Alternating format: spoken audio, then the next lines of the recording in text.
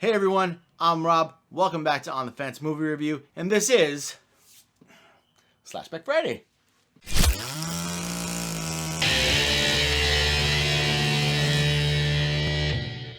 Now, in this episode of SlashBack Friday, I'm going to review a movie that came out in 2014, and this movie is It Follows. Now, It Follows follows a character named Jay.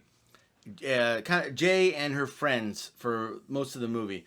I'm gonna kind of give you the beginning, how this movie gets rolling, and then I'm gonna kind of stop there, just tell you some stuff I like and didn't like. I don't want to get too much into details because I don't want to spoil anything for you if you haven't seen the movie. So I would say the movie starts off with Jay. She is, she's interested in this boy, and her and this boy go out on a couple of dates, and then eventually they get busy in the backseat of his car, and then here's where the turn the plot twists, or the plot things take a turn for the worst, is what I'm trying to say, where he traps her and then tells her, hey, so this is what's gonna happen. There's something that followed me because I had a one night stand with this one person, and this thing, entity, whatever it is trying to get me. Now I just passed it on to you. And he kind of shows her like it's coming, and he kind of shows her, so what you need to do is get busy with someone else and pass it on, and just keep passing it on so it gets away. And there's a lot of metaphors for this movie when it comes to doing certain things of a physical nature, but I feel like it's a little more than that. That's kind of like the thing that everyone goes to, like, that's the standout. But I feel like this movie's a little deeper than that. Definitely has those old school horror movie vibes where, like, don't drink, don't mess around, don't have sex, don't party, don't do drugs. It definitely has that vibe of where it's trying to teach you a lesson. And the one thing that does stand out is, don't fool around with other people. But I feel like it's got deeper meaning than that, and I'm not gonna get too philosophical. I'm not gonna get too deep into this movie. I'm gonna tell you why I liked it and stuff I didn't like. So one thing I did like is the character dynamic of all the characters together. It's supposed to be a group of friends that have been friends for a while, and you get that feeling from their dynamic. There's one character in this movie that I'm trying to think how. We'll get back to that. Another thing I enjoyed, I don't want to spoil anything, that's why. Another thing I did enjoy was the score, the music in this movie, which I feel like is another character all in itself, because the score is used to kind of build up tension, and it does it a lot in this movie. Some people may feel like it does it too much, that they use it too much and it becomes cheap. I feel like they did it in an okay way where it does, because sometimes there's the build-up with no payoff, and some people don't like that, but I think it's okay because you're building up for a future payoff, and I'm okay with that. So, but the music definitely, and it's like that, that synthesizer, old school, like horror 80s movie kind of music. I would try to mimic it, but I'm horrible with sounds and stuff, so I'm not going to do that. Another thing I did like about this movie is the villain, or the entity, or it. I'm going to call it it, even though it's not the clown it. The way it follows and how it uses the way it looks, it's just creepy. You never know like when it's gonna be there, and that's ties into another thing that I did like is because they say very early on in the movie is that it does, it just gonna get you. It doesn't, it does not run. It's very slow, but it's very smart. So you can, and they do this in the movie, which is what anyone would do if they were like, hey, this thing's trying to get me, but it's slow. I can get really far away and buy myself some time. And they do stuff like that.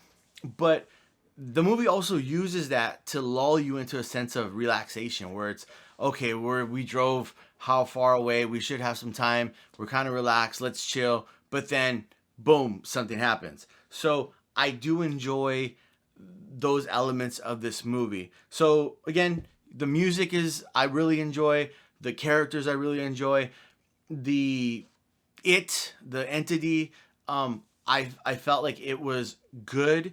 But here's the negative things that I did not like is I feel like for what this creature or it is, I would have liked it to been a little more fleshed out as far as like we don't really get a backstory. And I know you don't always have to have a backstory for a villain or a monster or whatever the case may be. But for this particular thing, I feel like some type of a myth or some type of just some type of backstory where this thing came from. Maybe someone explains it later on in the movie, because they don't really detail like, oh well, this is where it's almost like a curse. That's what it is. Like where this curse came from, and how do you get rid of it, or where it derives, so we can figure out like there's no real like goal for this thing except that it's there. We're typically like in movies like this, I feel like there's more, hey, this is what this is, let's trace its lineage and find out if it can be beat. And there's not that option in this movie. So I look at that as kind of a negative thing for me. Again, you may not care. You could just be like, hey, I don't care, scare me.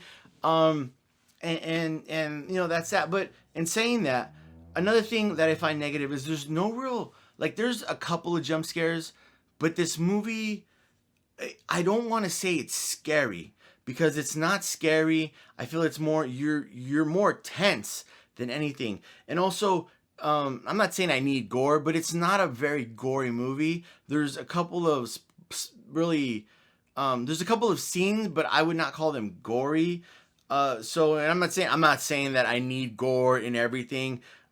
This is a different type of movie, but for me, I would have liked more scares as opposed to just the tension I felt. So, I mean, that's, you can take that. If you want to be tense in your chair, that's awesome. If you want to be scared like me, or at least attempted to be scared, then I would say that's more of a negative thing I would have, that I would have about this movie, is that the tension is there, everything is there, but a lot of times there's no payoff, and to each his own. So if you're okay with that, then that's a positive for you, and if you're not, then that's a negative. For me, I understood what they were doing. I would have liked a little more payoff when they did build the tension, but minor gripes. And in saying that, I'm gonna say this. I'm gonna definitely say you should get off the fence and check this movie out if you haven't. For one, it is people would say a love letter to old school horror movies, and I didn't want to use that cliche, but I would say it's paying respects to old school horror movies, 80s horror movies in particular, with just the soundtrack and kind of the shots and stuff like that. If you see this movie and you see certain shots that they do, you'll be like, oh, that's from this movie, or that's from this movie. So, it really does pay respects to the movies that came before. And in saying that, yeah, definitely I would say get off the fence, check it out. If you've seen It Follows already, and let me know what you put right in the comments. Let me know what you thought of it. If you liked it, you didn't like it, where it could improve. And if you haven't seen It Follows, is this, let me know if you think like, it's not really for me, or just even if I could do a better job at explaining something to you, or we can have a conversation in the bottom. I would definitely appreciate that. Also, please please subscribe, and Instagram at On the Fence Movie Reviews. And remember, always check your back seat.